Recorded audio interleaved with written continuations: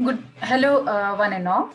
Let me begin with my presentation titled as Built Environment of Indian Villages, a case study of a coastal village of Maharashtra. When we talk about the rural development, the Ministry of Rural Development and Ministry of Panchayati Raj has come up with a number of policies that are made for most of the rural part of India. But we see that the nature of these villages is quite diverse in nature. So the topography, the landform, the people, the culture, the occupation, the traditions, the customs, everything is so diverse. So one has tried to create the approach from the other way. So what is development from for village, and what is their own style of living? What is their own way of living that that has made the existing built environment, and whatever the future development should happen, it has to align with the existing pattern. So it's a study done in one of the coastal village of Maharashtra, and various aspects of that village has been studied. Talking about Konkan, it is spreaded over Maharashtra, Karnataka, and Goa, and most of the length of Konkan is covered in state of Maharashtra. The area is famous for a number of heritage sites like forts, temples, beautiful beaches, the places of rich biodiversity and ecosystem, and the good life of people over there. So the famous places known to the world are Alibag, Murud Janzira, Harihareshwar, Dapoli, Amboli, Savantwadi, Bengurla, Malvan, Sindhudurg, Vijayadurg, etc. And if we see the only urban part is Mumbai and Navi Mumbai and Thane, but most of the areas are rural in character. Although rural in character and on the west coast, but still the villages have a completely different character. So relating occupation and profession with the built environment, the buildings take place, or built environment takes place out of the people's activities and the way they mold it to suit their activities. So few examples are there. For example, this is Diwayagar village, which is primarily a community of farmers. So we can see a gridiron pattern. The streets are at right angle to each other, and it's an ancient village, and we can see that after the street there are houses, and houses have a long backyard of coconut groves, which is followed by a backyard of the next street, and again one gets a long belt of this open space, and which characterizes the built environment. So there are cottages, then road, then cottages, then a huge coconut grove in between, and then again cottages, road, and cottages accordingly. So this is one type of development. The second type can be seen in the fishermen villages, and this is example of Adgaon. So fishermen also do not have that much of farming requirements, so their houses and the surrounding premises are small, and they conduct all fishing related activities right near the beach. Their boats are there, then their nets are there, and whatever activities are associated with the fishing, they perform it near the coast, and use house as a shelter activity. And these are organically evolved as per the topography of the area. So this is a picture showing that. The another example is of the people who are involved in cottage industries like toy making, which is famous cottage industry of Savantwadi. Here also one can see that the plot size is really small. They don't have much of larger open spaces near their houses, and there are shops in front of their houses, and the street becomes a lively environment for the visitor.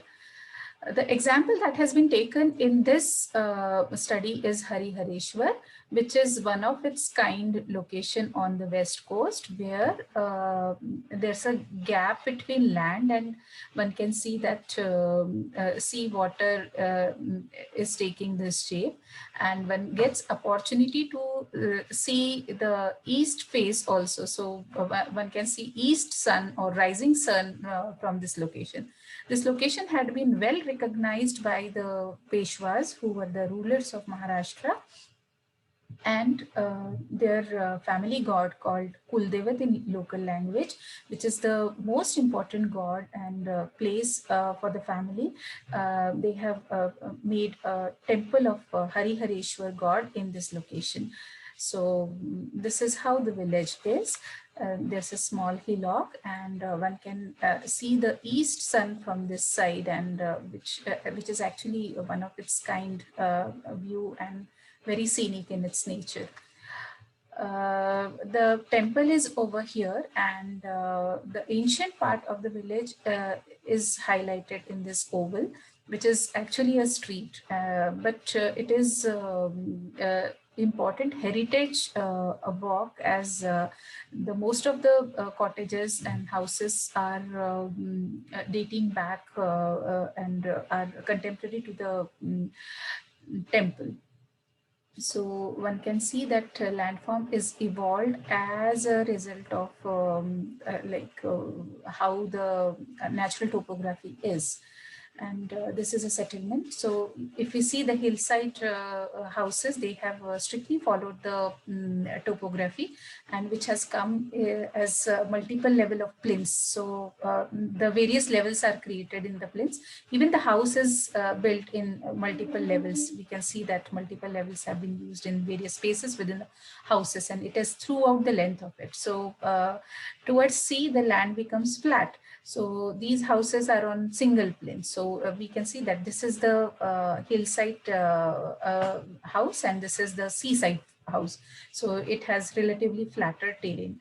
And now people are converting their verandas or outdoor spaces into the shops or restaurants to fulfill the demands of the pilgrims and tourists, and also to earn some livelihood other than the hardcore temple activities. So this is a community of Guravs, and they live very simple life, and traditionally, like, they have developed a lifestyle that is on very resource efficient principles, and they know like how to manage with minimum resources. This is about this village. So the street gives you a complete experience in sensitizing towards, like, we walk bare feet, and the smooth texture of the chira stone gives one of its kind experience.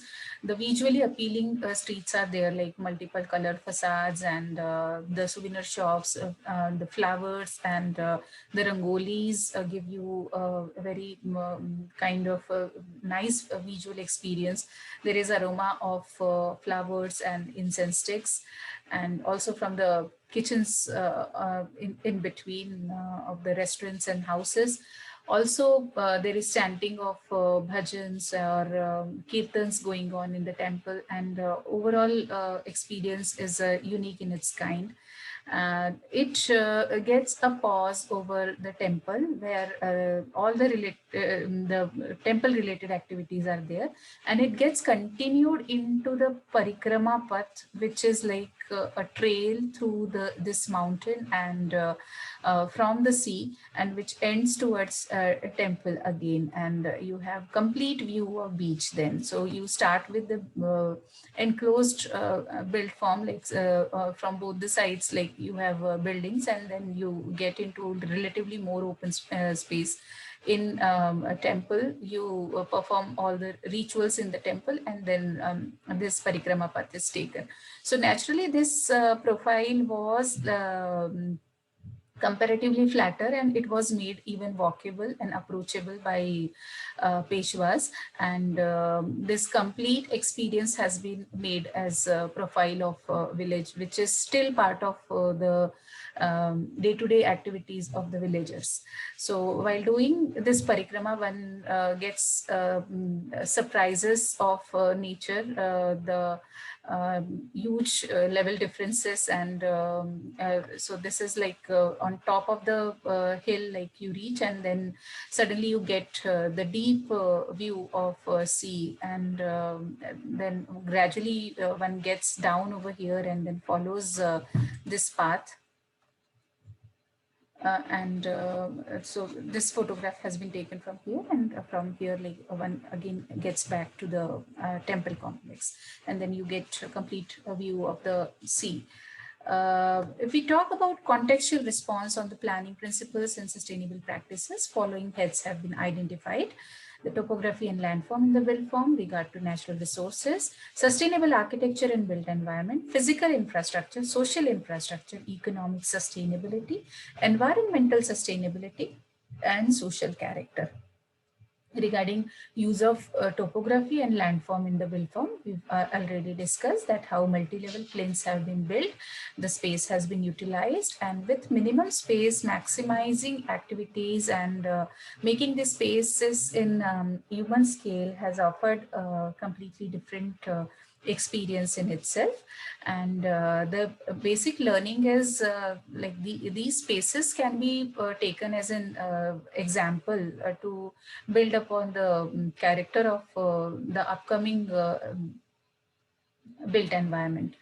Uh, yeah, and there had been use of locally available materials, the Jira and Zamba stone in the walls, and the roofs are made in timber frame, and the top of a roof, the main roofs are tiled roofs, which are actually vulnerable to the natural calamities. So 2020 storms have troubled these buildings a lot, whereas the temple structure had sustained very well. It is combination of use of basalt stone and ramba, and the structural design is quite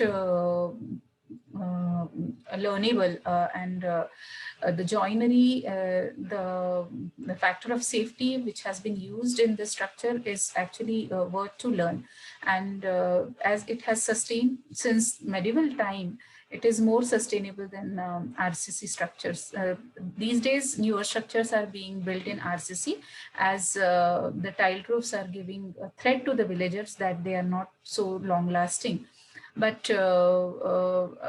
thought needs to be given that the temple complex, if it is sustaining, then why not to take lessons from that? The architecture and built environment it has evolved around the topography and the practices. So the priest house, so their needs are actually limited. They had been employees of Peshwas, and whenever royal families used to visit the temple complex, they used to serve them. And throughout the year, they used to upkeep the temple complex, clean the circumambulatory path, which is like still the ongoing practice of the villages. And then now the people from the Peshwas family and of the same community, they used to visit it, and still they have the rituals associated with the temple, and these people are involved over there. But with the growing family, they have switched to the other businesses like restaurants or eateries or souvenir shops, because temple income is not so promising to them. The lessons from the present architecture is mainly lying within the temple complex, and wherever one is getting the pleasing appearance of the village street, but still there is danger of the buildings are not so resilient to the natural calamities. The lessons can be taken from the temple complex. Also, the existing techniques can be strengthened with the newer materials and technological support without hampering its basic characteristics. The existing infrastructure needs to be developed, and the solid waste management actually needs a lot of attention, as the tourists are making a lot of they are generating heaps of plastic water bottles, packets of snacks, and sanitary waste as well. The upcoming road network and the transportation facilities need to be developed, and without hampering the original character of the village. The existing street offer multiple interactive and socializing spaces which can be taken as lesson and can be incorporated in the future plan also. There are a lot of learnings, but I'm just quickly summarizing it, looking at the time limit. And the heritage of the area, and actually they are sustaining the culture. So the temples are very much in the human scale, and uh, unique in character. So these are not grand structures, and a very grounded approach has been adopted, and still they have their timeless and aesthetic appeal, and which can be taken as a lesson for the future development. Also, the people who are carrying forward the cultural practices, they are intangible aspects of culture. So their customs, their traditions also need a lot of attention. Otherwise, these customs are going to disappear from the world. Then there are heritage sites, but there is Bankot is there, which is the hill fort, and this is Muru Janzira, which is the Jaladurga or island fort, and very less research is available on its history. So whatever locals say, the same information is given to the tourists. So a proper guide and the learned guides are actually needed for information centers associated with these forts. And this is the Vanport Fort, and this is the parikrama path of Harihareshwar temple. And remarkably, the villagers keep this parikrama path very clean, and they make it free of algae after the monsoon. And after Diwali, there is a procession of God through this route, and everybody takes part in it.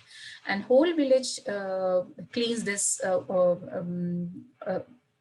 parikrama path together, not for money, not for personal interest, but out of dedication and as their faith in this ritual.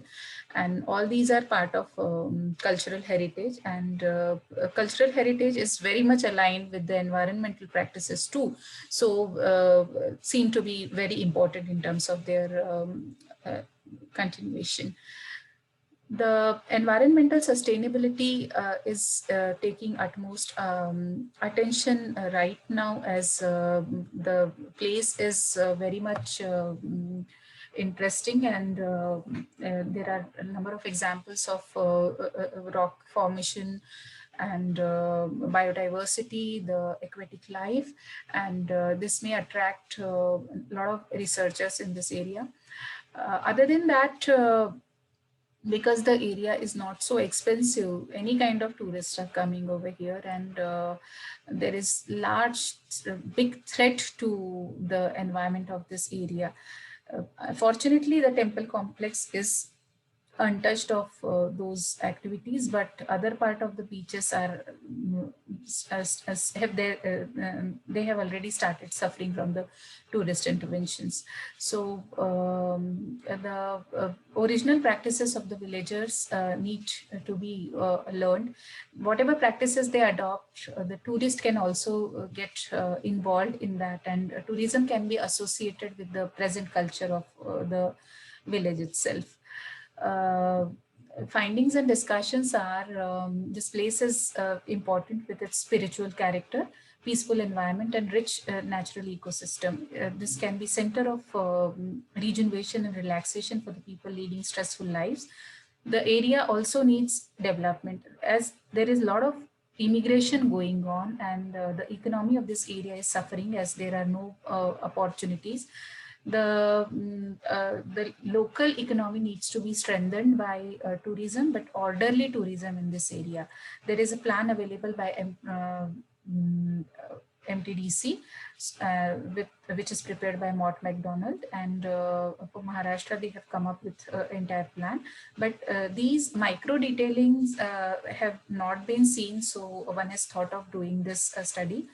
And this is just a start point of this study, and how these can be converted into guidelines. So that kind of research can be taken further up, and how these things can be shared with the newer investors, like who have no knowledge about it. They just know how to develop the tourism activities, but to gauge the essence of the space, understand the people, understand the culture of the people, that is also equally important, because already they are having sustainable practices. Then why not to just take it forward into the future activities also. So this is a humble attempt in doing that. The next part of it will be under education and awareness program. Thank you all for listening. This is a list of references that have